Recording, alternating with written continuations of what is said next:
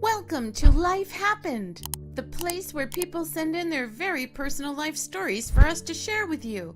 You can make a huge difference in their lives by sharing your feelings and advice for them in the comments below.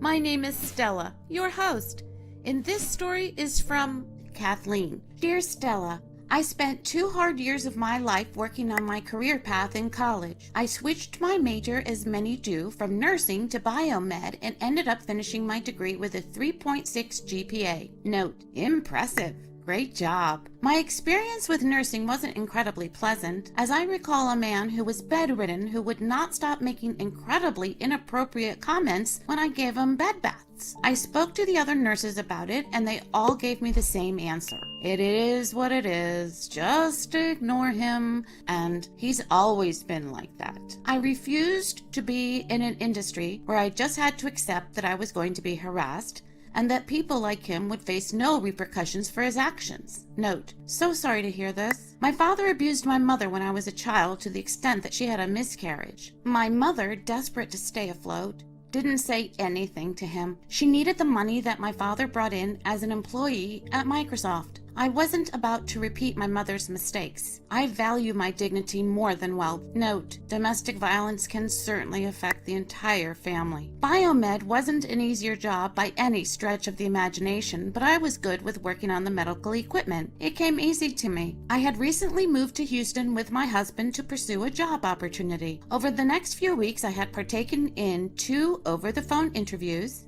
and they seemed very interested in hiring me for a position in their medical tech department. On the second call, I was asked to come in and conduct an in-person interview. Finally, I thought, I'm going to have a good-paying job right out of college. The first people I met were the general manager and the head of the parts department. They were very friendly and made a good impression. For about an hour, they toured me around the facility. They introduced me to the people that I would be working with in the near future, the department I was going to be working in, and even the break room. I was incredibly excited and was certain that I had the job. This is before I met the head technical expert for the repair team, the man that was going to be my boss. I sat down across from the desk. It was just the 2 of us alone in the room. Instead of sitting at his desk, he decided to sit next to me. Strange, but I thought nothing of it at the time. He asked me the usual questions that any interviewer would. Where do you see yourself in a couple of years? What do you expect to be paid? What would you like your schedule to look like? Etc.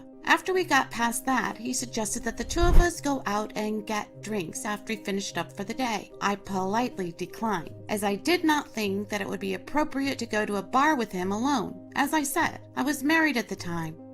The uncomfortable advances, however, didn't stop there. Note, this must have been quite uneasy for you, and he was absolutely out of order. He gave me strange glances, looking me up and down and biting down on his lip. He continued to suggest that we get drinks, and I continued to decline. It only got worse. After giving me inappropriate looks, mind you, I was dressed in professional business attire, he continued to test the waters. I had to say something. I had to stand up for myself because this was completely inappropriate. I don't think my husband would like some of the comments that you're making. After I said that, the look in his eyes grew worse. The idea of adultery only seemed to make his advances significantly less subtle. You know, he began, I work my employees very hard.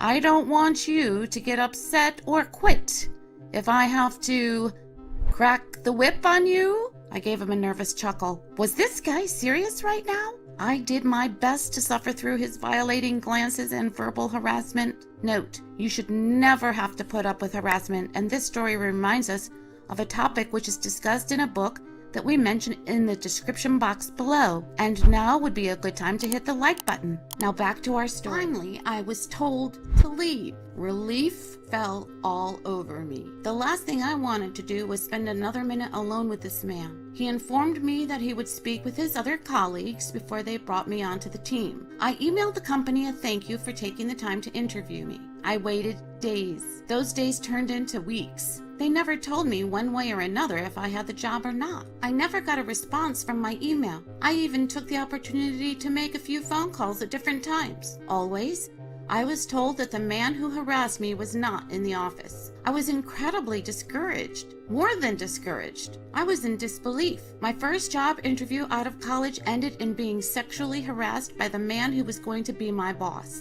I spiraled out into a depression. I had moved to Houston with the idea that I would get a well-paying job. All of my hopes ended as my thoughts grew worse and worse. I just couldn't bring myself to look for another job. I feel as though I should have tried to make an effort to report that man, but I had this aching thought in my head that I would only dig myself into a deeper hole. I was worried that he would have a case against me for slander, and there was no way a college kid riddled with debt would ever have a chance of paying for the court case. Note, this man should have been reported to his superiors. This man, I believe, was the reason I didn't get my job. Nobody close to me in life, not even my husband, believed that I was sexually harassed. My closest family believed that I simply didn't get the job and was looking for any excuse to make myself look better. Was I wrong in not pursuing legal action against that man, or was I out of luck either way? Kathleen, thank you for your letter, and I think we can all agree that you experienced sexual harassment. Now, I do not claim to be a relationship expert, nor do I have a degree in psychology, but I will give you my opinion and thoughts regarding your letter. I have a feeling you probably weren't the first person this man has harassed, and you probably won't be the last. How so very unsettling. People who sexually harass young women are predators and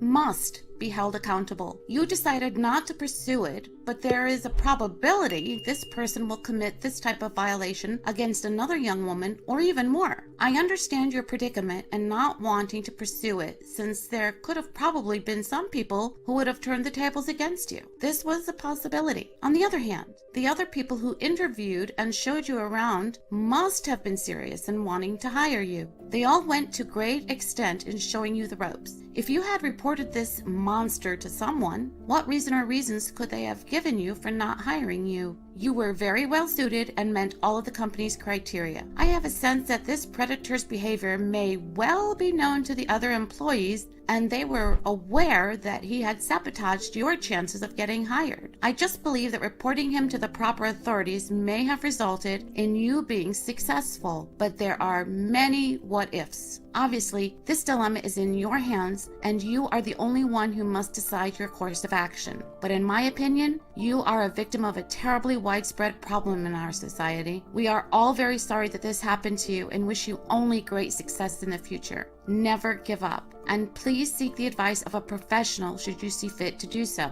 Today, I have 2 quotes for you relating to today's story. The first one is, quote, "You're not a victim for sharing your story. You are a survivor setting the world on fire with your truth, and you never know who needs your light, your warmth, and raging courage," unquote. By Alex L. The second one is, quote, "She was powerful, not because she wasn't scared, but because she went on so strongly despite the fear," unquote. By Atticus. Hit the thumbs up button if you enjoyed listening to Kathleen's story today. So perhaps you may have a comment, opinion, question, or answer to Kathleen's story. If so, we would like to hear from you. And you can read other people's comments and opinions below relating to this letter. And remember that by liking and subscribing to this channel, you will hear me read letters every week on Monday, Wednesday, and Friday, which people send us about issues they are dealing with in their lives. These are real-life personal stories and people's everyday experiences. And don't forget, if you have a personal story or issue which you would like to share with us, please send us an email using the email provided in the description box below. We would be very happy to hear from you. We thank you for joining us here today, where life happens. See you next time, and have a wonderful day.